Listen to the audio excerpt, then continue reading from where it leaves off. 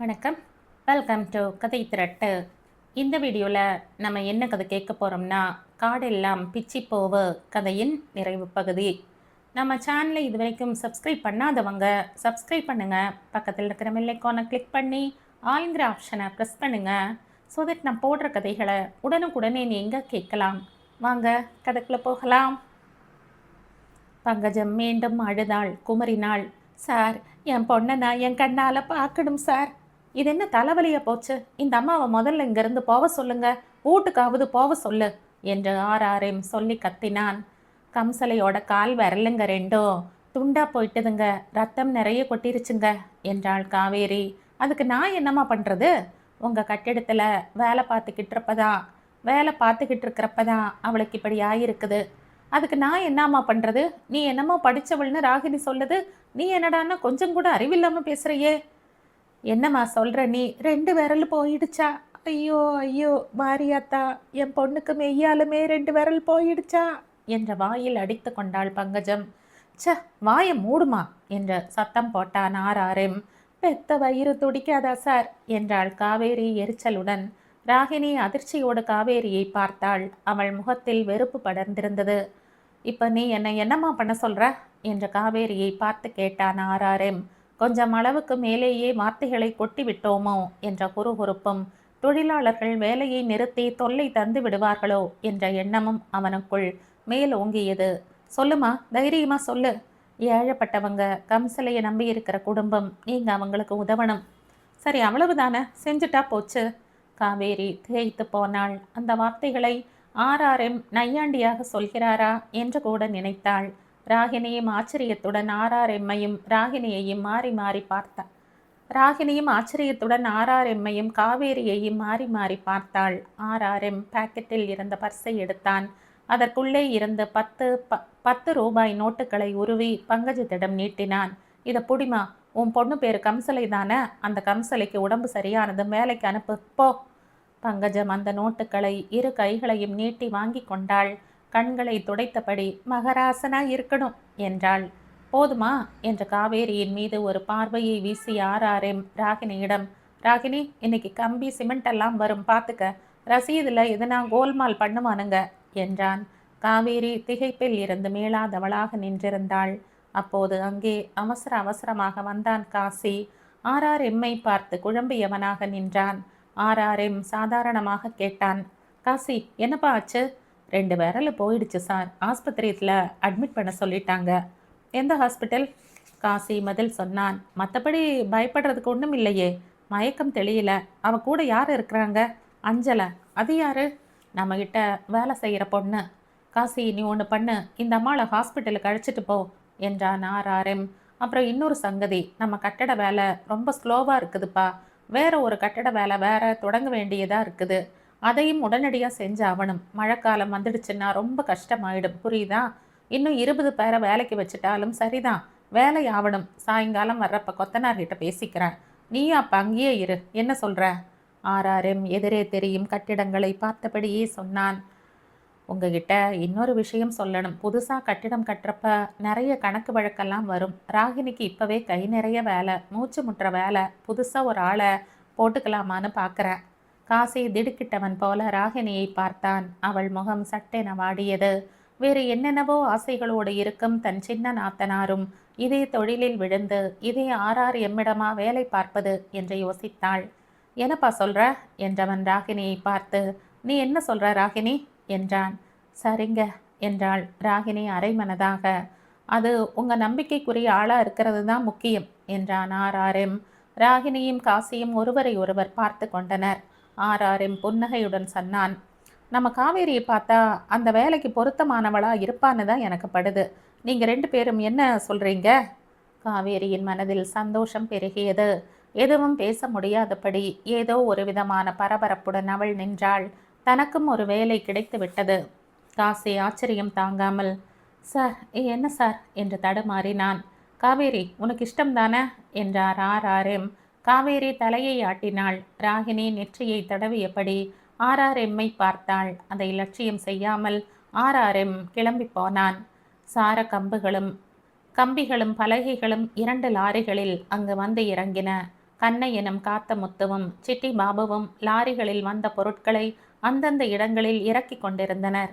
ராகினியின் மனம் ஒரு நிலையில் இல்லை. என்னவென்று புரியாத சங்கடம் இதயத்தை பிசைந்தது. ஆர்ஆர்எம்மின் சுயநலம், வேலை நடந்தால் போதும், வேலையை செய்து கொண்டிருக்கிற மனிதர்கள் எக்கேடு கெட்டால் என்ன என்று எண்ணும் போக்கு, 10ஐயும் 100ஐயும் கொடுத்து ஏழைகள் வாயை அடைப்பது, ஏய்ப்பது என்ற அவ்வளவையும் நினைத்து அப்படிப்பட்டவன் தரும் வேலையை காவேரியை போன்ற ஒருத்தியும் சந்தோஷமாக ஏற்றுக்கொள்வதை பற்றி யோசிக்க வைத்தது. கணக்கெழுதும் போது அடிக்கடி தடுமாறினாள். விரலை கடித்து கொண்டாள். என்னம்மா, உனக்கு என்னாச்சு என்று அவளை பார்த்து கேட்டான் சிட்டி பாபு. ஒன்றுமில்ல. பொய் சொல்கிற. நீ கணக்கெழுதினா ஒரு தப்பு வராமல் எழுதுவியே. இன்னைக்கு பார்த்து ஏன் இப்படி அடிச்சடிச்சு எழுதுற என்றவன் காசியின் பக்கம் திரும்பி, காசி, ராகினிக்கு என்னாச்சு என்றான். சிட்டி பாபுவின் பக்கம் திரும்பி, ஒத்த தலைவலியா இருக்குதுன்னே என்றாள்.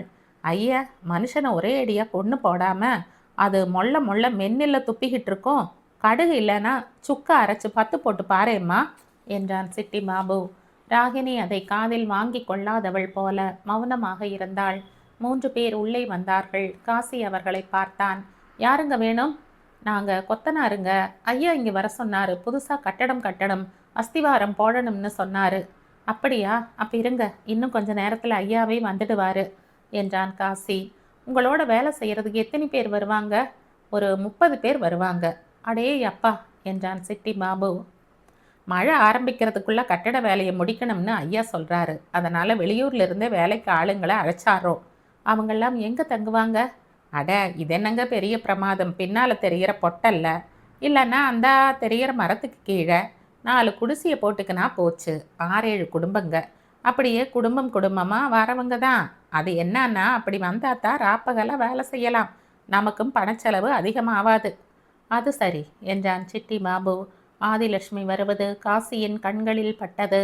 அவனுக்கு சந்தோஷமாய் இருந்தது. திரும்பி ராகினியை பார்த்தான். அவள் கணக்கை சரி பார்ப்பதில் ஆழ்ந்து போயிருந்தாள். அவன் ஒன்றும் பேசாமல் கேட் பக்கம் நடந்தான். சட்டென்று வாடிய ராகினியின் முகத்தை கண்ட ஆதிலட்சுமி, என்னம்மா, என்ன ஆச்சு என்று கேட்டாள். ராகினி அவளை ஏறிட்டு பார்த்தாள். ஒன்றுமில்லை, காசி ஒத்த தலைவலின்னு கஷ்டப்படுறான் என்று சொன்னான். எப்போ பாரு புஸ்தகத்தை கையில் வச்சுக்கின்னு கணக்குன்னு எழுதிக்கினே இருந்தா தலையை நோவாத என்ன பண்ணும்? எழுந்து இந்த பக்கம் வாமா, நான் சுக்கு 10 போட்டு விடுறேன். இதெல்லாம் தன் தலைவலிக்கு காரணம் இல்லை. ஆர்ஆர்எம் மூலமாக கணவனுக்கும் குடும்பத்தாருக்கும் தெரியாமல் மனசில் பூட்டி வைத்திருக்கிற ரகசியத்தின் பாரம்தான் அவளுடைய தலைவலிக்கு காரணம் என்று சொல்ல முடியாமல் திணறினாள் ராகினி. காசி இறந்த திசையில் நோக்கி ஆதிலட்சுமி பார்த்தாள். காசி புதிதாக வந்த கொத்தனார்களுடனும் வேலை ஆட்களுடனும் பேசிக்கொண்டு நின்றான். மாமியாரின் பேச்சு காதில் விழாதது போல ராகினி விருட்டென்று எழுந்து ஸ்டோர் ரூம் பக்கமாக போனாள். அவளுடைய போக்கை புரிந்து கொள்ள முடியாமல் காவேரியும் ஆதிலட்சுமியும் ஒருவரை ஒருவர் குழப்பத்துடன் பார்த்து கொண்டனர். 2 நாட்களுக்குள் அந்த கட்டிடத்தின் பின்னால் தெரியும் பொட்டலுக்குள் 6 குடிசைகள் கட்டப்பட்டு விட்டன. 6 குடிசைக்குள்ளும் 6 குடும்பங்கள். குடிசைகளுக்கு வெளியே கல் அடுப்புகள், சட்டி பானைகள், தட்டு முட்டுகள் என்று சாமான்கள் நிறைந்து விட்டன. எப்போது பார்த்தாலும் சத்தமாக இருந்தது. அஸ்திவாரம் போடுகிற வேலை ஆரம்பமானது. அன்று காலையிலேயே கையில் பெரிய நோட்டுகள் பேனாக்களுடன் ஆர்ஆர்எம் வந்து விட்டான். நோட்டுகளை ராகினியிடமும் காவேரியிடமும் கொடுத்தான். புதிய கட்டிடத்துக்கான கணக்கு வழக்குகளை பார்க்கிற வேலை காவேரியிடம் ஒப்படைக்கப்பட்டது. புதிய கட்டிடத்தின் கட்டிட வேலை பொறுப்பு முழுவதும் வீராசாமியின் வசமே விடப்பட்டிருந்தது. பெயருக்கேற்ற ஆஜான பாகவான தோற்றம், அழுத்தமான பேச்சு, 15 வருடங்களுக்கு மேலாக பெரிய கட்டிடங்களை கட்டும் வேலைகளை பொறுப்பெடுத்து செய்து வருகிற அனுபவம், கண்டிப்பான மனிதன் என்ற ஒரே காரணத்துக்காகவே ஆர்ஆர்எம் அவரை இங்கே அழைத்து வந்திருந்தான். அஸ்திவாரம் தோண்டுகிற வேலை மும்முரமாக நடைபெற்று கொண்டிருந்தது.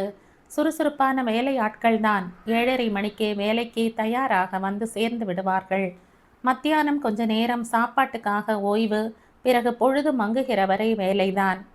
நல்லா வேலை பார்க்குறாங்க நம்ம ஆளுங்க என்று ஆர்ஆர்எம்மிடம் சந்தோஷம் பொங்க சொன்னார் வீராசாமி.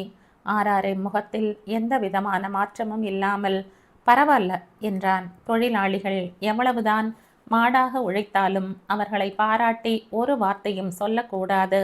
அது அவர்களுடைய உழைப்பு திறனை குறைத்துவிடும். எப்போதும் அதிருப்தியோடு நடந்து கொண்டால்தான் அவர்கள் நன்றாக வேலை செய்வார்கள் என்பது ஆர்ஆர்எம்மின் தத்துவம்.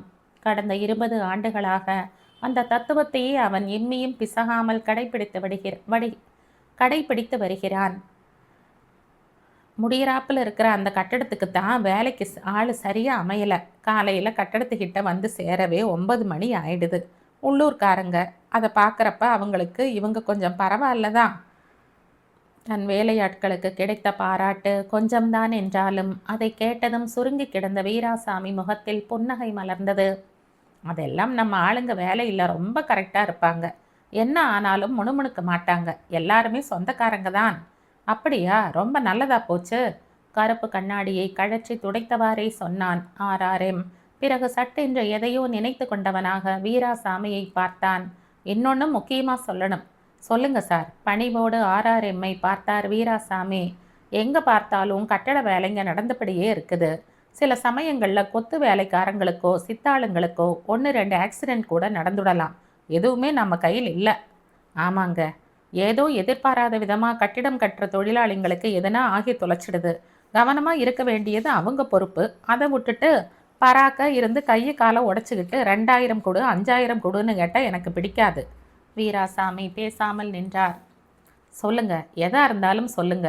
என்கிட்ட எதையும் ஓப்பனாக பேசலாம், சொல்லுங்க என்றான் ஆர்ஆர்எம். அது இல்லை, கட்டட வேலைக்கு வரவங்க எல்லாருமே ஏழப்பட்டவங்க.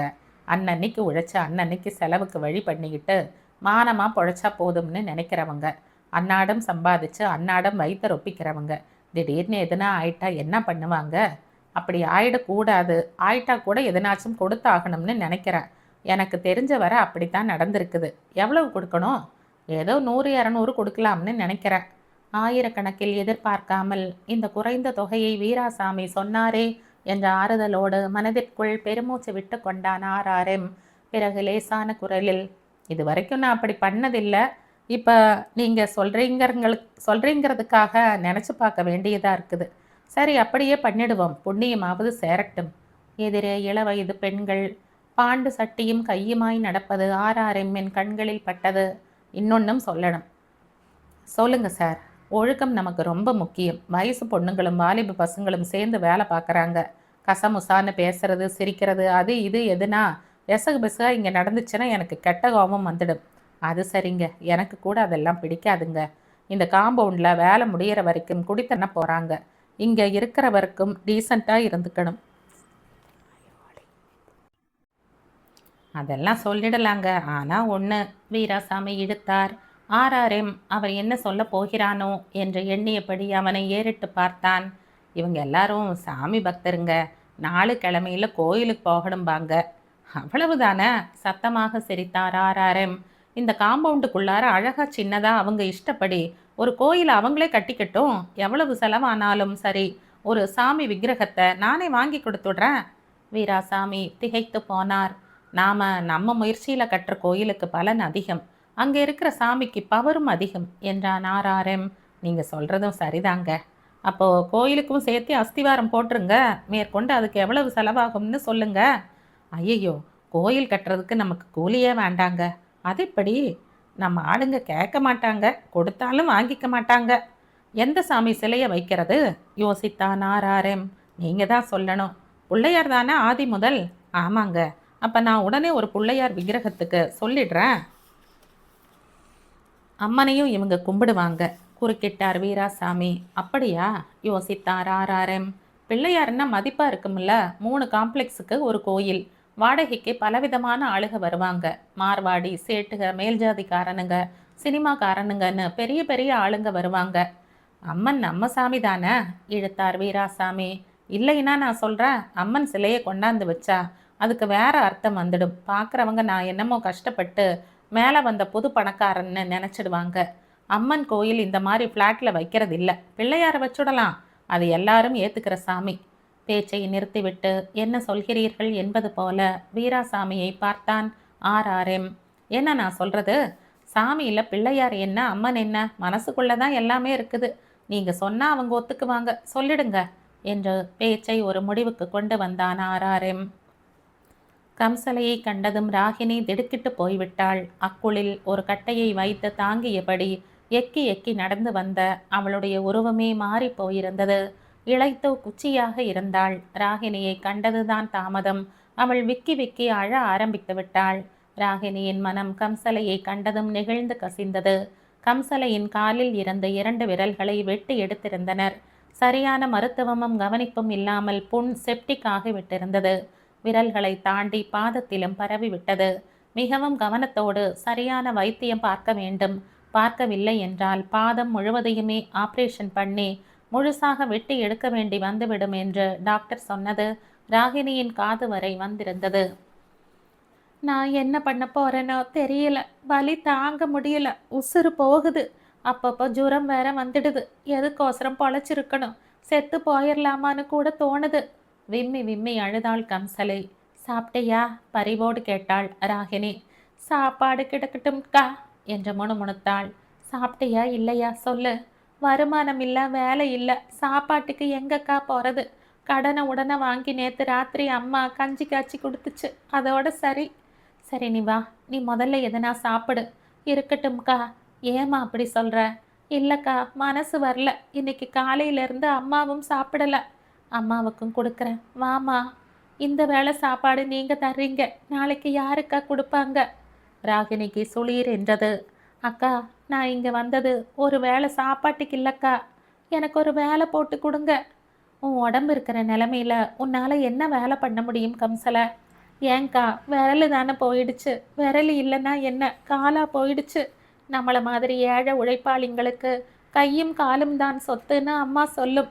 அதுக்கும் காயம் ஆறணுமே. அது ஆறும்னு எனக்கு தோணலை. காஞ்சனாவுக்கும் விரல்ல இப்படித்தான் வந்துச்சு. 2 வருஷத்தில் போயிட்டா. நான் இருக்கிற வரை அம்மா கண் கலங்காமல் இருக்க நான் ஏதாவது பண்ணணும்க்கா. எல்லாவற்றையும் பின்னாலே நின்று கேட்ட காவேரி அவர்களுக்கு முன் வந்தாள். அவள் கண்கள் கலங்கி இருந்தன. ராகினியை பார்த்தாள். அண்ணி என்றாள். ராகினி கேள்வியோடு அவளை பார்த்தாள். கம்சலைக்கு முதலாளி ஏதாவது ஒத்தாசை பண்ண மாட்டாரா? ராகினி வெறுமையாக சிரித்தாள். RRMின் சின்ன மீனை போட்டு பெரிய மீனை பிடிக்கும் போக்கும் அவளுக்கும் தெரிந்திருந்தது. காவேரிக்கு RRMின் பாணி பிடிபட இன்னும் கொஞ்ச நாளாகும் என்று நினைத்து கொண்டாள். சொல்லி வைத்தது போல RRMின் படகுக்கார் கேட்டில் வந்து நின்றது. ராகினி திடுக்கிட்டு விழித்தெழுந்தாள். வெளியே குழந்தைகள் வீரிடும் குரலும் பெரியவர்களின் சத்தமும் மழையின் பேரிரைச்சலுடன் கலந்து கேட்டது. மழை காற்றோடு கூடி சுழன்று சுழன்று அடித்தது. மின்னல்கள் வெட்டின. இடி சத்தம் காது ஜவ்வுகளை கிழித்தது. ராகினி ஜன்னல் அருகே பார்த்தாள். ஜன்னல் கதவுகள் படபடவென்று அடித்தபடி இருந்தன. எழுந்து கதவை திறந்தாள். காற்று மழை நீரை அறைக்குள் வாரி இறைத்தது. வீதி விளக்குகள் சட்டென்று அணைந்தன. அடர்ந்த திரையாக இருள் எங்கும் கவிழ்ந்தது. குழந்தைகள் அலறின. காசியின் டார்ச் வெளிச்சம் ராகினியின் மேல் படிந்தது. காசி தெப்பமாக நனைந்திருந்தான். வாசற்படியில் நின்று சட்டையை கழற்றினான்.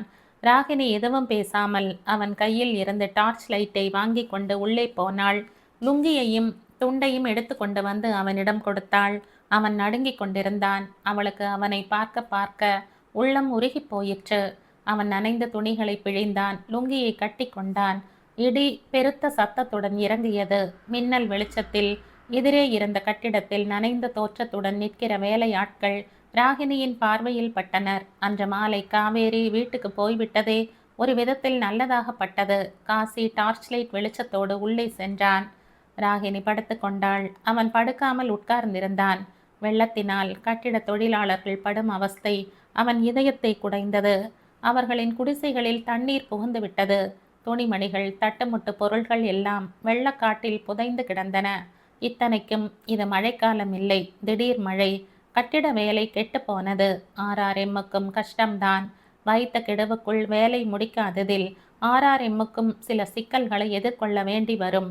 மொத்தத்தில் எல்லோருக்கும் கஷ்டம்தான். என்ன? ஒன்றும் இல்லை, படு. தூக்கம் வரல. ஏன் என்று கேட்டவள் அவனை இழுத்து படுக்க வைத்தாள். அவளுடைய கை அவன் உடம்பில் ஊர்ந்தது. அவனுடைய உடம்பின் உஷ்ணம் அவளுடைய விரல் வழி அவளுக்குள் பரவியது. அவனுடைய தோளில் அவள் கைகள் அழுந்தின. டமார் என்கிற சத்தத்துடன் இடி சத்தம் கேட்டது. இடி இடிக்கிற வேகத்தை பாருங்க, பயமா இருக்குது. இங்கே எங்கேயாவது விழுந்து வைக்க போகுது. என்ன யோசனை? ஒன்றுமில்லை என்ற காசி மௌனமாக அவளை அணைத்து கொண்டான்.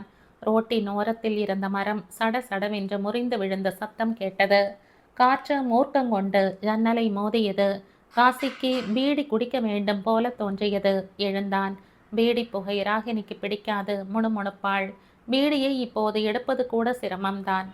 இருந்தாலும் தவிப்பை அடக்க முடியாதவனாக டார்ச் லைட்டை எடுத்தான். இப்ப இந்த இருட்டில் என்ன பண்றீங்க? அவளுக்கு தெரியும் அவனுடைய பீடி வெறி. எரிச்சலோடு எழுந்தாள் ராகினி. மௌனமாயிருந்தான் காசி. வாயில என்ன வச்சிருக்கீங்க? கேட்குறேன்னில்ல, சொன்னா என்ன? ஒன்றும் இல்லை, பீடி எதுனா இருக்குமான்னு தயக்கத்துடன் சொன்னான் காசி. சீச்சி, இந்த பழக்கத்தை விட மாட்டீங்களா என்றாள். என்னமோ பண்ணுங்க. சலிப்போடு அவள் மீண்டும் படுத்தாள். வருத்தத்துடன் அவள் சொன்ன வார்த்தைகள் அவனை என்னவோ செய்தன. பீடி குடிக்கும் ஆசையும் மறைந்து போனது. பாயில் ஒடுங்கினான். ராகினிக்கு தூக்கமே வரவில்லை. அம்மா வேறு கட்டிட வேலை முடிந்ததும் ஆறாரும் வீட்டை அநேகமாக காலி பண்ணத்தான் சொல்வான். அவன் பசப்பல் வார்த்தைகளை நம்புவதற்கில்லை என்று சொல்லிவிட்டு போயிருந்தாள். துரை அண்ணனின் ஆட்டோ விபத்தில் நொறுங்கிவிட்டது. அலுப்படைந்து சோர்ந்தது. அவளை எல்லோரும் ஏமாற்றி விட்டதாக நினைத்தாள். ஒவ்வொருவரை பற்றியும் அவள் வைத்திருந்த கனவுகளும் நம்பிக்கைகளும் துண்டு துண்டாக சிதறி போய்விட்டன. அப்பா, அம்மா, புருஷன் என்று யாருமே அவளை மதித்து பேசியதில்லை. ஒரு நாளாவது ராகினி, இது உனக்கு நல்லா இருக்கும், வாங்கிக்க என்று காசி சொன்னதில்லை. நினைவுகளுக்கிடையே ஆறாரம் வந்தான். ஏதோ ஒரு வேலை, இருக்க ஒரு இடம், கை நிறைய சம்பளம் என்று சிறிது நம்பிக்கை அளித்த மனிதன், தன்னை பாராட்டி உற்சாகம் ஊட்டிய ஆள். இப்படித்தான் ராகினி அவனை நினைத்திருந்தாள். ஆனால் நாளாக நாளாக அதுவும் பொய்யாக, நடிப்பாக, பாசாங்காக, சுயநலமாக இருந்ததை அவள் உணர்ந்தாள்.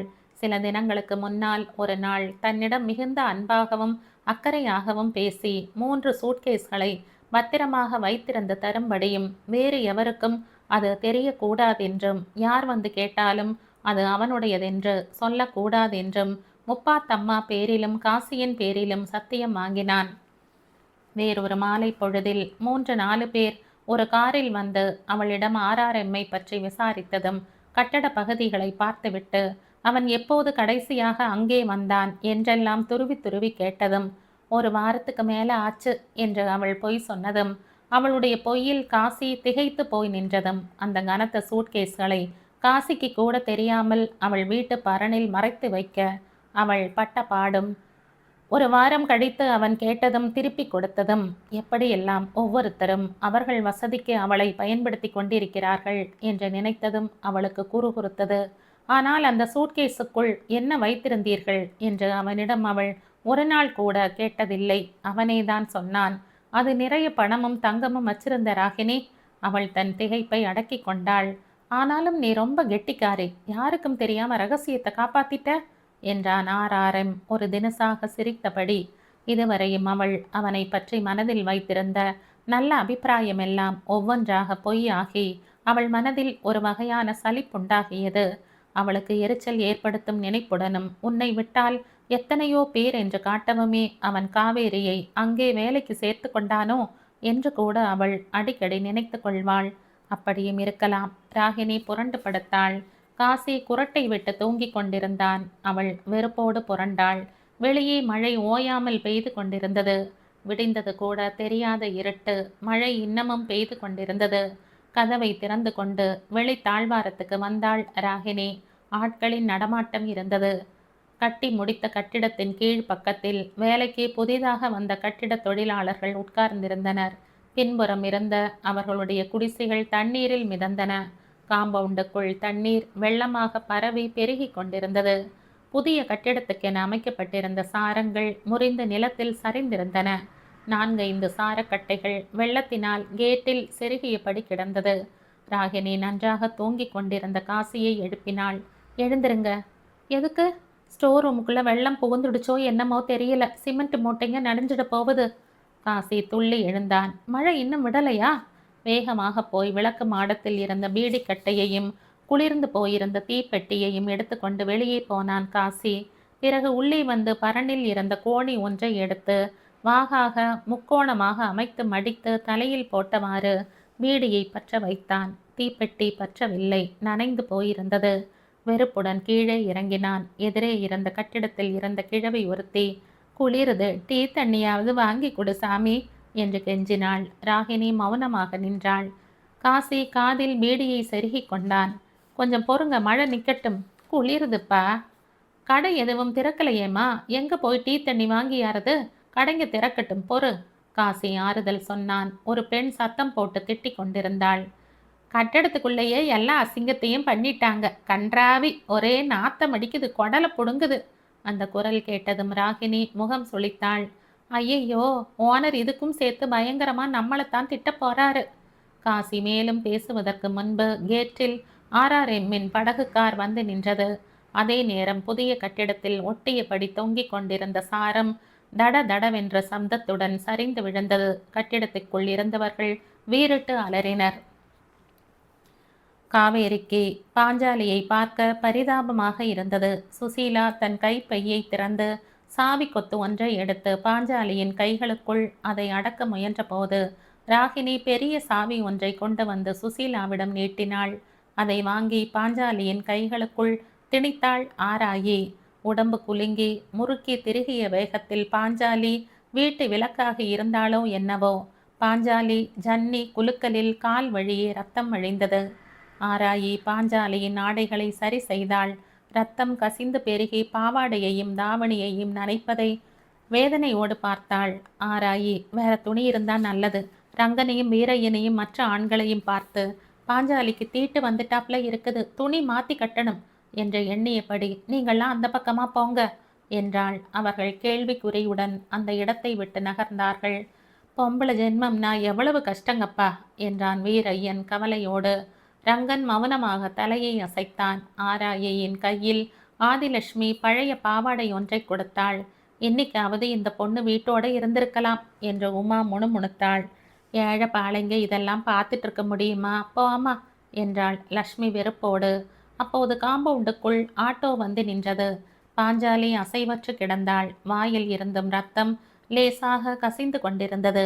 உதட்டையோ நாக்கையோ கடித்து கொண்டிருக்க வேண்டும். ஆராயி தன் முந்தானையால் பாஞ்சாலியின் வாய்ப்புறத்தை நெற்றியிலும் கை வைத்து பார்த்தாள். திடுக்கிட்டவளாக, உடம்பு நெருப்பாட்டம் காயுது என்றாள். சுசீலாவும் நெற்றியில் கை வைத்து பார்த்தாள். அவளுடைய முகம் வேதனையால் சுருங்கியது. காவேரி, இப்படி ஒரு கை கொடு, பாஞ்சாலியை ஆட்டோவில் உட்கார வைக்கலாம் என்றாள் சுசீலா. ஆதிலட்சுமி சுசீலாவுக்கு அருகே வந்தாள். பாஞ்சாலி கனமற்றிருந்தாள். ஆட்டோ அங்கிருந்து புறப்பட்டு தெரு திருப்பத்தை தாண்டுவதற்கு முன்னால் RRMின் படகு கார் அங்கே வந்து நின்றது. புதிய கட்டிடத்தின் அருகே கவலையோடு குழுமி நின்றவர்களின் முகத்தில் கவலையும் அச்சமும் படர்ந்தன. திடுக்கிட்டு அசைவற்று போய் நின்றார்கள். ராகினி அதிகாரத்துடன், ராகினி போங்க, போய் வேலை பாருங்க என்றாள். காசி வேகமாக கேட் பக்கமாக நடந்தான். காரில் இருந்து இறங்கிய RRMின் முகத்தில் ஆத்திரம் பொங்கியது. என்னையா எல்லாரும் என்ன பண்ணிட்டு இருக்கீங்க என்று சத்தம் போட்டார். காசி தலையை சொரிந்து கொண்டான். என்னையா, என்னாச்சு, நான் கேட்குறேன்ல. காசி எச்சிலை விழுங்கி கொண்டான். பாஞ்சாலின்னு ஒரு சின்ன பொண்ணு வலிப்பு வந்துருச்சு, ஆஸ்பத்திரிக்கு எடுத்துக்கின்னு போயிருக்காங்க. என்னையா இது எழவு, எப்போ பார்த்தாலும் இதே கர்மமா? இது வேலை நடக்கிற இடமா, தர்ம சத்திரமா? எப்போவாவது நான் வர நேரத்தில் அவங்கவங்க வேலையை அவங்கவங்க பார்த்துக்கிட்டு இருந்திருக்கிறீங்களாயா? எங்கேயா அந்த பொண்ணு, உன் தங்கச்சி? காசி தயங்கியபடியே, அவளும் பாஞ்சாலியோட போயிருக்கா என்றான். பாரியா, இனிமே அவ இங்கே வேலை பார்க்க தேவையில்லை, திமிர் பிடிச்சவன், சொல்லிட அவகிட்ட. ஆனா ராகினி தயங்கியபடியே அவன் முன் வந்தாள். பாரு ராகினி, இனிமே அந்த பொண்ணு இங்கே வேலைக்கு வேணாம், எல்லாத்தையும் பழையபடி நீயே பார்த்துக்க. ஆமாம், மேஸ்திரி எங்க? ராகினி தயக்கத்துடன் அவனை பார்த்தாள். 3 நாளாக ஜுரம், ஆனால் அதோடவே வேலை பார்த்தாரு. காலையில் ரொம்ப முடியலேன்னு குடிசையில் படுத்துட்டாரு. RRM பற்களை கடித்து கொண்டான். அவனுடைய கை முட்டிகள் இறுகின. மூட்டம் விலகாத வானத்தை பார்த்துவிட்டு இறுக்கமான குரலில், இன்னைக்கு யாரும் வேலை செய்ய வேண்டியதில்லை, சம்பளமும் தர வேண்டியதில்லை, அப்புறமா நான் வந்து சொல்கிறேன். ராகினி பயத்துடன் தலையை அசைத்தாள். வீரையனின் மனம் குறுகுறுத்தது. தைரியத்தை வரவழைத்து கொண்டு RRMின் எதிரே போய் தயங்கி நின்றான். என்னையா? கொதித்து விழுந்தன RRMின் வார்த்தைகள். இன்னைக்கு செவ்வாய்க்கிழமைங்க, இன்னும் போன வார சம்பளமே கைக்கு கிடைக்கல, ரொம்ப கஷ்டமாக இருக்குது. போய வாயை மூடிக்கிட்டு வெறுப்போடு கத்தினார் RRM. வேலை பார்க்குற லட்சணத்துக்கு சம்பள பாக்கி ஒரு கேடு. எனக்கு ஆகாசத்தில் இருந்த பணம் கொட்டுது. முதல்ல மனசாட்சிக்கு விரோதம் இல்லாமல் வேலையை பாருங்க, அப்புறமா மற்றதை பேசிக்கலாம். சட்டென்று RRM அங்கிருந்து புறப்பட்டான். அவன் சொன்னதை கேட்டு எல்லோருமே திகைத்து போய் நின்றார்கள். ச்ச, ஈவு இறக்கமில்லாத மனுஷன் என்றாள் ஆராயி வெறுப்புடன். அந்த பொண்ணை பத்தி சொன்னோம், அதை பத்தி ஒரு வார்த்தையாவது கேட்டாரா இந்த ஆளு? என்ன மனுஷன் என்றாள் உமா கசப்புடன். சாப்பாட்டுக்கு இப்ப நாங்கள்லாம் என்னக்கா பண்றது என்ற ராகினியை பார்த்து பரிதாபமாக கேட்டான் ரங்கன். ராகினியின் முகம் வழக்கத்துக்கு மாறாக வாடி போயிருந்தது. என்கிட்ட கொஞ்சம் பணம் இருக்குது தர என்று சொன்னான். மகராசி என்றாள் ஆராயி. எப்படினாலும் நீ நம்ம கஷ்டம் தெரிஞ்ச பொண்ணு, நீ நல்லா இருக்கணுமா? வினோதமாக அவளை பார்த்தான் காசி. முதலாளி எதுனா சொல்ல மாட்டாரா? அதுக்கில்ல, காசி இழுத்தான். அவங்களும் வாயும் அவரும் உள்ள மனுஷங்க தான். அவங்க காத்தையா திம்பாங்க? அந்த கட்டிட தொழிலாளர்களின் நிலையை நினைத்ததும் காசியின் அடிமனதில் சட்டென்று முள் தைத்த மாதிரி இருந்தது. அதை அவளும் உணர்ந்து கொண்டாள். என்ன பேசாம இருக்கீங்க என்ற வானத்தையே பார்த்து கொண்டிருந்த காசியை பார்த்து கேட்டாள் ராகினி. ஒன்றுமில்ல, சும்மா சொல்லுங்க, முதலாளி எதுனா திட்டுவாருன்னு யோசனையா? என்னமோ தெரியல, நம்ம ஜனங்களை பார்க்க பார்க்க என் மனசுக்கு என்னமோ ரொம்ப கஷ்டமாக இருக்குது. அவங்க என்ன பாடுபடுறாங்க, இதெல்லாம் எதுக்கு? பாதி வயிற்றையாவது ரொப்பத்தான். ராகினி பெருமூச்சு விட்டாள். பின்னர் எதிரே உள்ள கட்டிட பகுதியில் ஒதுங்கி நிற்கிறவர்களை இரக்கம் பொங்க பார்த்தாள். ஒவ்வொரு நாளும் இவங்க படுற பாட்டை பார்த்து என் மனசில் நிறைய கேள்விங்க உண்டாயிடுச்சு. அவள் தனக்குத்தானே பேசி கொள்பவள் போல சொன்னாள். சாவறதுக்கு ஒரு நிமிஷம் வரையில் இவங்க உழைச்சாக வேண்டியதா இருக்குது. இவங்க கிட்ட என்ன இருக்குது? வீடா, வாசலா, துணிமணியா? ஒன்றுமில்லை. இவங்க கஷ்டத்தை பார்த்து பார்த்து என் மனசு புண்ணாயிடுச்சு. காசி அவளையே பார்த்து கொண்டிருந்தான். மாலை வேளையில் இந்த கூலி தொழிலாளர்களுடன் அவள் பேசுவதும் தனியாக உட்கார்ந்து யோசிப்பதும் அவன் நினைவுக்கு வந்தன. கொஞ்ச நாள் பழக்கத்தில் நான் ஒரு விஷயத்தை புரிஞ்சுக்கிட்டேங்க. இவங்க மனசில் கள்ளம் கபடம் இல்லை, வேஷம் இல்லை, ஏமாத்து இல்லை. சந்தர்ப்பத்துக்கு தகுந்தாப்புல யார்கிட்டையும் பழகிறதில்ல. மனுஷனை மனுஷன் உதாசீனம் பண்ணுறதை விட மோசம் வேற ஒன்றும் இல்லை. ஆனால் வசதி உள்ளவங்களுக்கு இதெல்லாம் தண்ணிப்பட்ட பாடு. மருத்துவமனையில் இருந்த தன் அக்கா கன்னியம்மாவை பார்த்துவிட்டு காவேரி அப்போதுதான் வீட்டுக்கு வந்திருந்தாள். கன்னியம்மாளின் உடல்நிலை தேறி இருந்தது. சின்ன தாயியும் ஆதிலட்சுமியும் கன்னியம்மாள் உடனே தங்கியிருந்தார்கள். இன்னும் 3 நாட்களில் பிரசவமாகிவிடும் என்று மருத்துவர்கள் சொல்லி இருந்தார்கள். காவேரியிடம் ஆறாரம் பேசிவிட்டு போயிருந்ததை ராகினி சொன்னாள். அதை கேட்ட காவேரி, இதை நான் எதிர்பார்த்தது தான். இவங்கெல்லாம் அவங்க நன்மையை நாம் பாதுகாக்கிற வரைக்கும் தான் நம்மளை எல்லாம் இங்கே தங்க வச்சிருப்பாங்க. அப்படி இல்லைன்னா இரக்கமே இல்லாமல் நம்மளை தூக்கி கடாசி எரிஞ்சிடுவாங்க. அர்த்தத்துடன் பேசி கொண்டிருந்த காவேரியை பார்த்தாள் ராகினி. சுசீல் அக்கா கிட்ட பேசின, கட்டிட தொழிலாளர் சங்கத்துக்கு என்னை கூட்டி போகிறதா சொன்னாங்க. சங்கத்தில் நாங்கள் எல்லாம் கட்டாயமாக சேரணும்னு சொல்கிறாங்க. சேர்ந்து என்ன பண்ணுறது? ஆர்வமாக கேட்டாள் ராகினி. அவங்க நிறைய சொன்னாங்க. அதை கேட்கவே ஆச்சரியமாக இருந்துச்சு. அப்படியா? என்னது?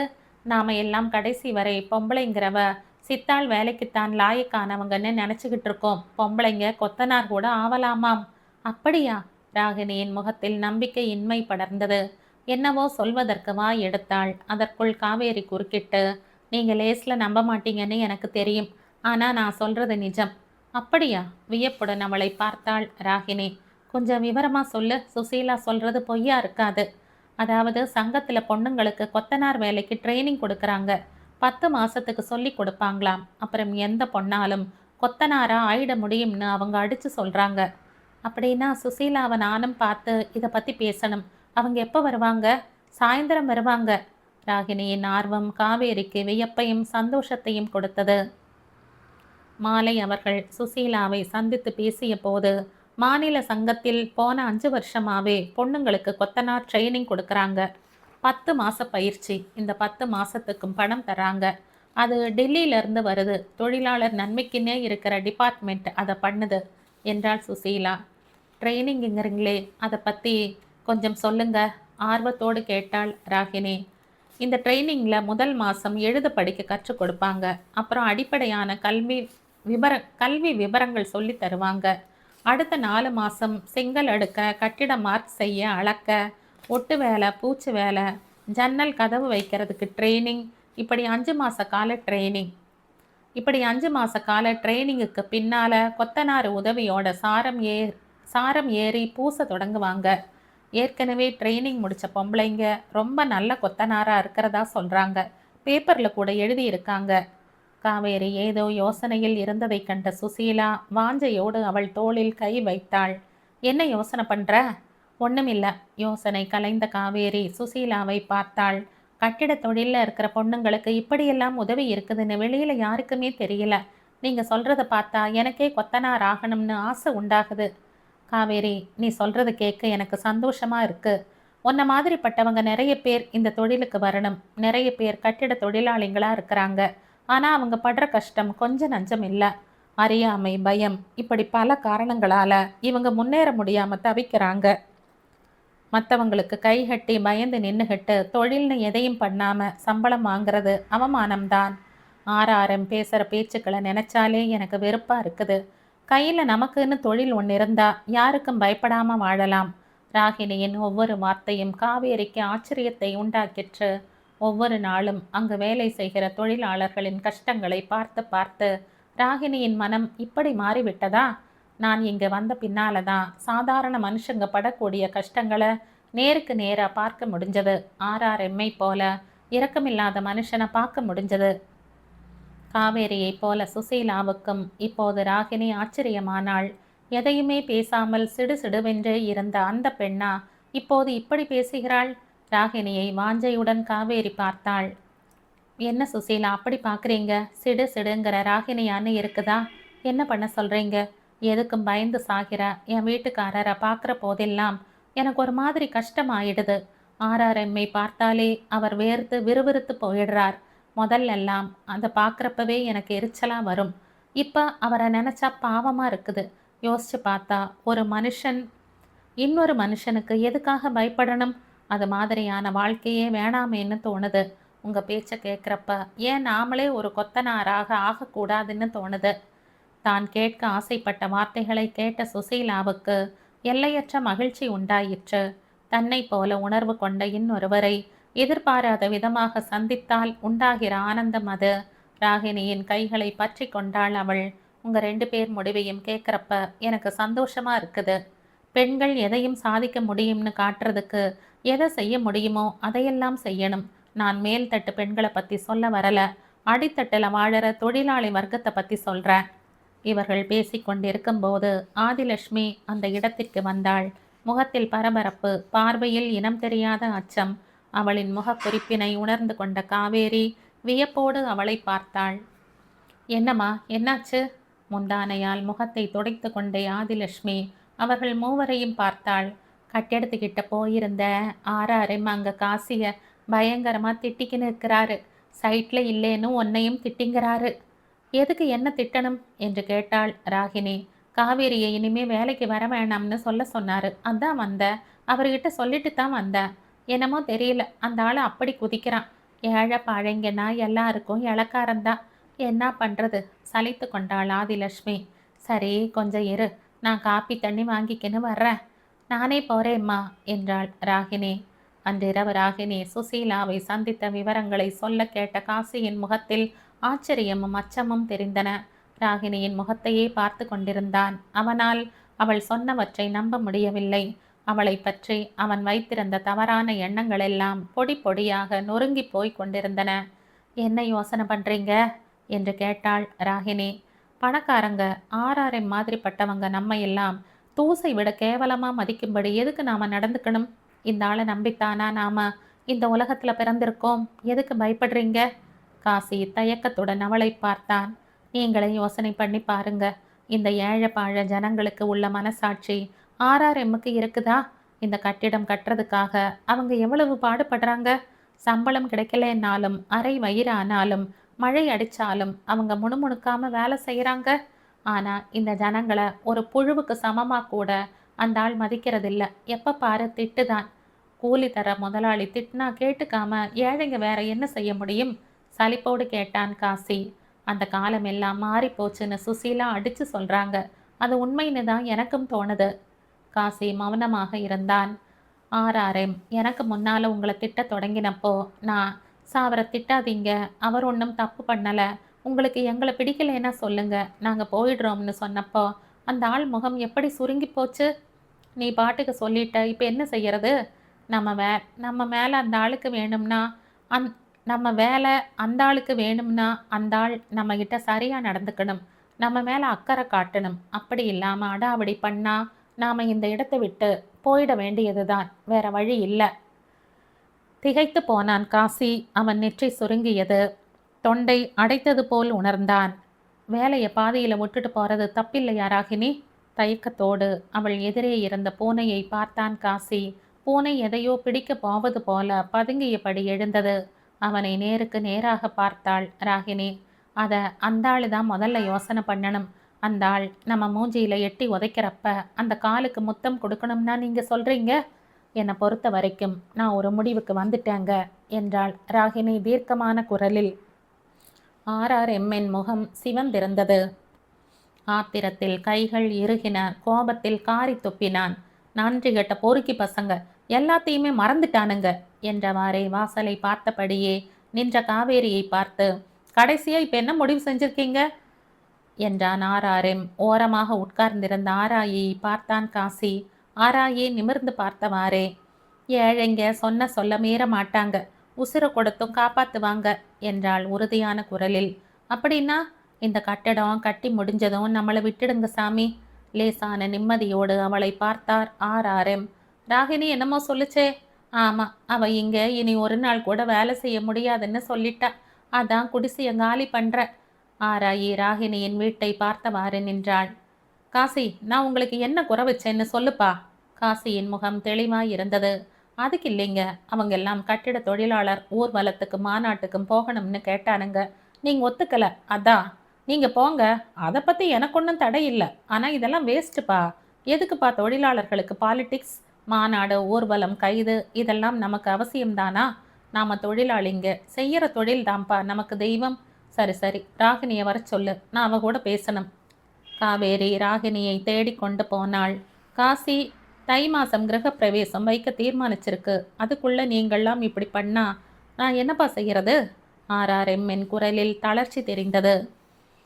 சரிப்பா, எங்கே வேணுமோ போங்க, ஆனால் வேலையை செஞ்சு முடிச்சுட்டு போங்க. காவேரி ராகினியுடன் வந்தாள். ஏமா இப்படி ஆயிட்ட? ராகினி சுற்றி நின்றவர்களை பார்த்தவாறே மெல்லிய குரலில் சொன்னாள்.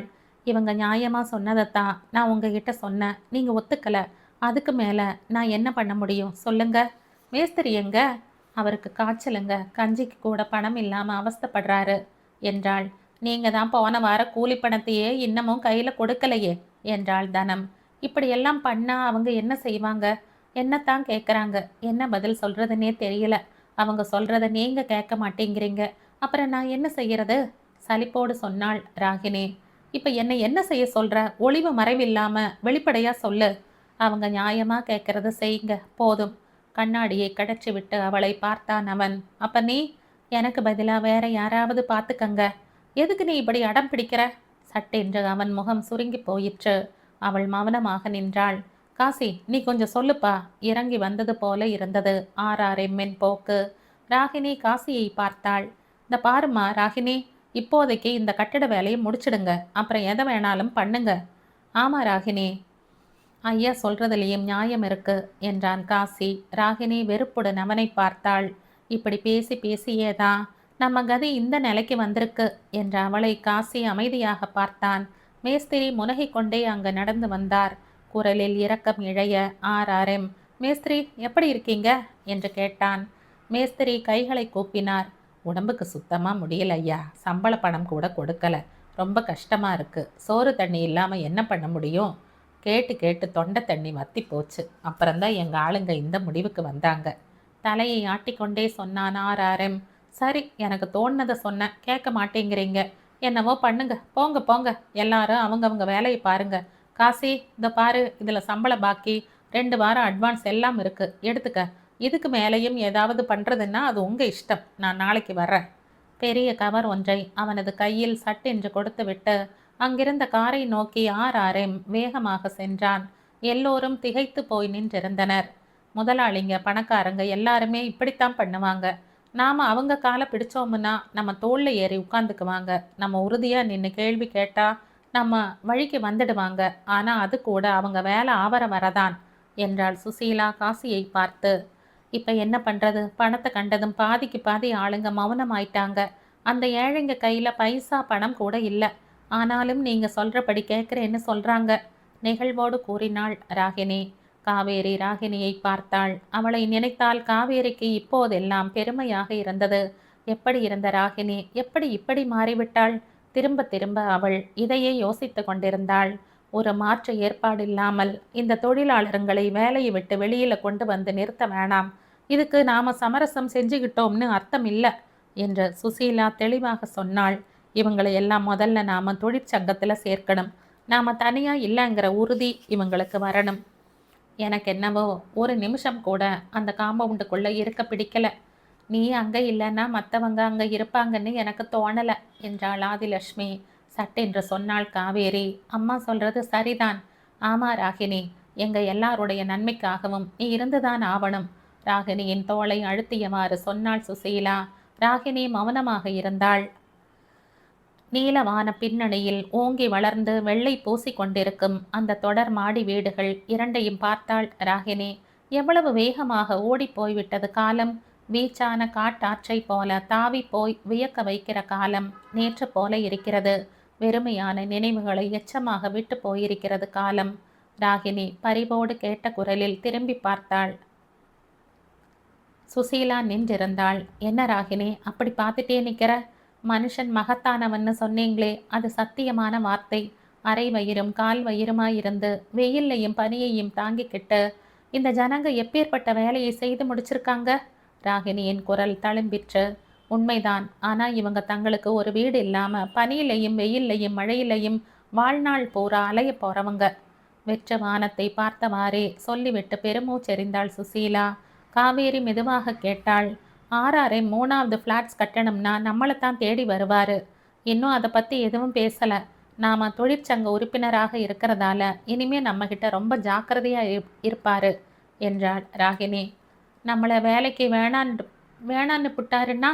பூவாயி சந்தேகமாக கேட்டாள். ராகினி புன்னகையோடு அவளை பார்த்தாள். பூவாயியின் தோளை ஆதரவாக தொட்டாள். நமக்கு கையும் காலும் மட்டும் இல்லை, மனசில் இருக்கிற துணிச்சலும் தான் சொத்து. பயப்படாத. நம்மளை விட்டுட்டு வேற ஆளுங்களை அவர் கொண்டாந்தா நாம் அவங்களையும் சங்கத்தில் சேர்த்திடலாம். காவேரியின் முகம் மலர்ந்தது. ஆமாம், தொழிலாளருங்க தங்களோட பலத்தை உணர்ந்துட்டா பாதி பிரச்சனை தீர்ந்திடும் என்ற நம்பிக்கையான குரலில் சொன்னாள் சுசீலா. வெயிலின் வெம்மை தாங்க முடியவில்லை. உயர்ந்து கம்பீரமாக எழுந்து நிற்கும் வெள்ளையடிக்கப்பட்ட அடுக்குமாடி வீடு மனித முயற்சியின் ஒப்பற்ற அடையாளமாக இருந்தது.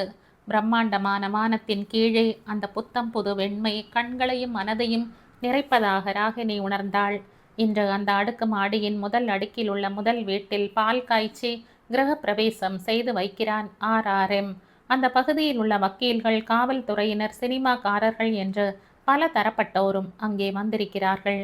வேலையாள் மாவிலை கொத்துடன் அவசர அவசரமாகவே மேலே போவதை வெறுமையாக பார்த்து கொண்டு நின்றாள் ராகினி. அவளை அறியாமலேயே பெருமூச்சு கிளம்பியது. கீழே பரவியிருந்த மணலில் தகித்த சூட்டை தாங்க முடியாமல் ஒரு பாதத்தோடு இன்னொரு பாதத்தை மாற்றி மாற்றி உராசிக்கொண்டு அவஸ்தைப்படும் சிறுமியை ஆராயி வேதனையோடு பார்த்தாள். சொல்லி வைத்தாற்போல் புதிய கட்டிடத்தின் முன்னே வரிசையாக காய்ந்து கருத்து ஒட்டடை கம்புகளாக நின்று கொண்டிருந்தார்கள் அந்த கட்டிடத்தை உருவாக்கிய தொழிலாளர்கள். நம்ம எல்லாம் மாடிக்கு கூப்பிட மாட்டாங்களா? ஆர்வம் பொங்கியது. காவேரியை பார்த்து கேட்ட 16 வயதான சின்னமணியின் குரலில் ஏக்கம் நிறைந்திருந்தது. காவேரி அவளை பரிவோடு பார்த்தாள். சொல்லுக்கா, நீ எதுக்கு இப்போ மாடியை பார்க்கணுங்கிற? வெடுக்கென்று கேட்டாள் காவேரி. நாம் வேலை செஞ்சோமில்ல? செஞ்சா? காய்ச்சல் அடிக்க அடிக்க நான் அங்கே கல்லுங்களை சுமந்துக்கிட்டு போயிருக்கேன். அப்போவே நினச்சேன், நாம் இந்த கட்டிட வேலை முடிஞ்சப்புறம் எல்லா இடத்தையும் சுற்றி சுற்றி ஓடி பார்க்கணும் அப்படின்னு. பைத்தியம், இப்போ இதுக்குள்ளார நீ நுழைஞ்சா உனக்கு உதை தான் கிடைக்கும். எதுக்கு? நம்ம வேலை முடிஞ்சு போச்சு, அப்புறம் எதுக்கு அவங்க நம்மளை பார்க்க போகிறாங்க? கனத்த குரலில் சொன்னாள் பங்கஜம். அவளுடைய வார்த்தைகள் குப்பனின் காதுகளில் செங்கல்லாக அரைந்தன. தகிக்கும் வெயிலின் உஷ்ணம் இப்போது அவனுக்கு மறந்து போய்விட்டது. நெஞ்சுக்குள் சுரீரென ஏதோ சுட்டது. துயரத்தோடு பங்கஜத்தை பார்த்தான். என்னக்கா சொல்ற நீ? சிமெண்ட் பட்டு பட்டு உரிந்து போயிருந்த சோகை பிடித்த உள்ளங்கையை பார்த்தவாறே வேதனையோடு சொன்னாள் பங்கஜம். ஓனர் அப்படித்தான் தாத்தா கிட்ட சொன்னாரு. புது பில்டிங்கோட அஸ்திவார வேலை அடுத்த மாசமே ஆரம்பிச்சிடுமாம். இப்போ உள்ளவங்க யாரையுமே அந்த வேலைக்கு சேர்க்க மாட்டாராம் ஓனர். அப்படியா என்றான் கலங்கிய குரலில் பரமசிவம். மேலே இருந்து வந்த ஒருவன், யாருப்பா மேஸ்திரி, ஐயா கூப்பிடுறாரு வா என்று சத்தமிட்டபடியே கீழே வந்தான். மேஸ்திரியின் முகத்தில் புன்னகை கூடியிருந்தது. நான் தானுங்க என்றபடி முன்னே வந்தார் மேஸ்திரி. மேலே வாயா என்று சொல்லியவாறு அவன் போனான். அப்புறமா நம்மளை கூப்பிடுவாங்களா சின்னமணி கேட்டாள். ஆமாம், கூப்பிட்டு உனக்கு விருந்து வைப்பாங்க. அடைச்சி கம்முனுங்கட. பாதங்களில் இருந்த வெடிப்புகளின் எரிச்சலையும் அரிப்பையும் போக்க சொரிந்தபடி எரிச்சலோடு முறைத்தாள் சின்ன பிள்ளை. அந்தா நம்ம கலை புயல் வராரு என்றாள் செங்கமலம் வாசலில் பளிச்சென்று வந்து கொண்டிருந்த 4-5 பேரை பார்த்து. தோ பாரு, ஆப்பிள் கணக்கா செவப்பா வர்றாரு நம்ம எழுச்சி நடிகர். அக்கா, கலை புயல் வாழ்கன்னு கோஷம் போடணும் போல இருக்கு. பாருங்க பாருங்க, அவரு நம்மை பார்த்து வணக்கம் சொல்றாரு என்று கத்தியவாறு வாசலை நோக்கி வேகமாக ஓடினான் கணபதி. அவனை தொடர்ந்து இளவட்ட கூட்டமும் ஓடியது. கலை புயல் வாய்க வாய்க, அண்ணன் கலை புயல் வாய்க, ஏழைகள் தோழன் வாய்க வாய்க. மாடியில் இருந்து பரபரப்பாக கீழே இறங்கி வந்த ஆர்ஆர்எம் கடுகடுத்த குரலில் தனக்கு பக்கத்தில் நின்றவனை பார்த்து அதட்டினார். ஏயா, அந்த பொறுக்கி பசங்களை ஓரமாக நிற்க சொன்னேன்ல, பாரு என்ன பண்ணுறாங்கன்னு. தலையை சொரிந்து கொண்டே வாயிற்புறமாக ஓடினான் ரங்கசாமி. வாயில் இருந்து கெட்ட வார்த்தைகள் பொரிந்ததை கொட்டி கண்களில் சிவப்பேறிற்று. யாராவது ஒருத்தனை உதைக்கணும், அப்பதான் இவங்க சரிப்பட்டு வருவாங்க. எல்லோரும் அங்கிருந்து கலைந்து போன பிறகு சோர்வு நிறைந்த முகத்தோடு காசியும் மேஸ்திரியும் கீழே இறங்கி வந்தனர். அவர்களின் முக குறியை பார்த்த காவேரியின் மனம் திக்கென்றது. ஏதோ விருந்து சாப்பாட்டுக்கு கூப்பிட்டானுங்கன்னா யாரும் நம்மளை வான்னு கூட சொல்கிறாப்புல இல்லையே என்றாள் தயங்கிய குரலில் சின்னமணி. ஆமாம், எனக்கும் பசிக்குது என்றது சுமதியின் பிஞ்சு குரல். கூப்பிடவே மாட்டாங்களா? ஆனால் விருந்துக்கு வந்தவங்க இலையில போட்ட சாப்பாட்டை எல்லாம் பாதிக்கு பாதி சாப்பிடாமையே குப்பத்தொட்டியில் போடுறாங்க. பார்த்தேன், ஸ்வீட்டு காரம் பொங்கல் எல்லாம் குப்பத்தொட்டிக்கு போகுது. ராமன் தனக்குத்தானே முனகி கொண்டான். காசி ராகினியின் அருகே வந்தான். நம்மளை யாருமே கண்டுக்கல, விருந்து போடாட்டி போகுது, நம்ம பாக்கி நிற்க சொன்னாங்க. நான் கணக்கெல்லாம் முடிச்சு வச்சிருக்கேன். ராகினியை வெறுமையாக பார்த்தாள் காவேரி. மேஸ்திரி தாத்தா, உங்களை எதுக்கு ஓனர் மேலே வர சொல்லி கூப்பிடுறாங்க? அதாம்மா, சும்மா என் கையில் 50 ரூபாய் கொடுத்தாங்க. அது ஒரு வழக்கம். மேஸ்திரியாக இருந்தவனுக்கு ஓனர் செய்கிற மரியாதை. எது மரியாதை? 50 ரூபாயை தர்றதா என்றாள் காவேரி. சாஸ்திரத்துக்கு கணக்கு தீக்கிறாங்களாம். தாத்தா, தாகமாக இருக்கு என்றாள் சின்னமணி. மேஸ்திரி மடியை அவிழ்த்து ஆர்ஆர்எம் தந்த கசங்கி இருந்த ஒற்றை 50 ரூபாய் நோட்டை எடுத்தார். காசி, மாட்டேன்னு சொல்லாம எல்லாருக்கும் சொல்லுப்பா. காசி பணத்தை வாங்கி கொண்டான். கட்டிட தொழிலாளர் சங்கத்தில் எல்லோருடைய உறுப்பினர் படிவங்களையும் நிரப்பி கொடுத்துவிட்டு வெளியே வந்த ராகினியின் முகத்தில் பெருமிதம் தெரிந்தது. அங்கே முகம் மலர வந்தனர் சுசீலாவும் காவேரியும். இன்னொரு நல்ல செய்தி என்றாள் சுசீலா. என்ன? ஆர்வமாக கேட்டான் காசி. காவேரிக்கும் ராகினிக்கும் மேஸ்திரி ட்ரைனிங்குக்கு இடம் கிடைச்சிருக்கு. கண்கள் மலர அவர்களை பார்த்தாள் ராகினி. நிஜமாவா? அப்போ நம்மளுக்கு தர வேண்டிய சம்பள பாக்கிய நியாயமாக கொடுத்து அனுப்புகிற உத்தேசம் ஆர்ஆர்எம்முக்கு இல்லை, அப்படித்தானே? ஆத்திரத்தை கக்கினாள் ராகினி. என்னம்மா பண்ணுறது, ஏதோ அவரும் கொடுக்காம இல்லை, நாமளும் வாங்காமல் இல்லை.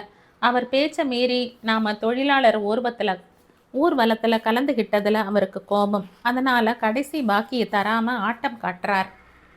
போகட்டுமா, எதுக்கு வீணாக குறப்பட்டுக்கணும்? அவரும் எத்தனையோ கட்டிட வேலைங்களை எடுத்து செய்கிறவர். அவரை பகச்சுக்கிறது நல்லதில்லை. நாளை மறுநாள் நமக்கு அவரு தான் படி அளக்கணும்.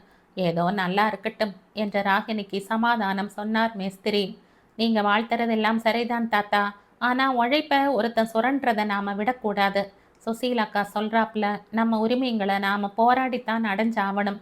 நாளைக்கு நமக்கு வேலை தரமாட்டாங்களோன்னு பயந்து பயந்து இன்னைக்கு கிடைக்க வேண்டிய சம்பளத்தை விட்டுடக்கூடாது என்றாள் காவேரி. மேஸ்திரி கொடுக்க வேண்டிய பணத்தை தராதவனை நம்பி எந்த கொல்லு வேலைக்காரங்களும் வரமாட்டாங்க. ஏன் கொல்லு வேலைக்காரர்களோட ஒத்துமையை பார்த்து கான்ட்ராக்டருங்க பயப்படக்கூடாது. நம்மால் அப்படி ஒரு நிலைமையை உருவாக்க முடியலையே.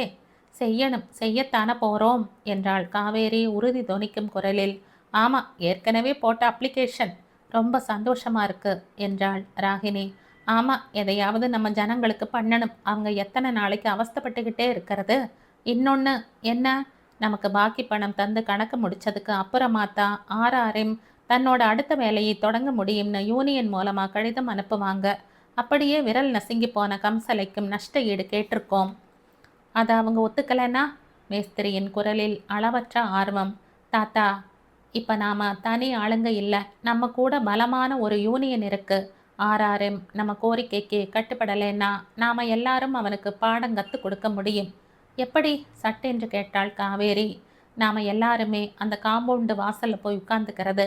நம்ம யூனியன்காரங்க நம்ம கூட வருவாங்க. நம்ம கோரிக்கையை நிறைவேற்றாம அந்த ஆள் காம்பவுண்டுக்குள்ளார நுழைய முடியாது. சுசீலா நிதானமாக கூறினாள். ஆனால் அந்த ஆள் செல்வாக்கானவர், இழுத்தான் காசி. சுசீலா சொன்னாள். இருக்கட்டும், அவன் யாரா இருந்தா என்ன?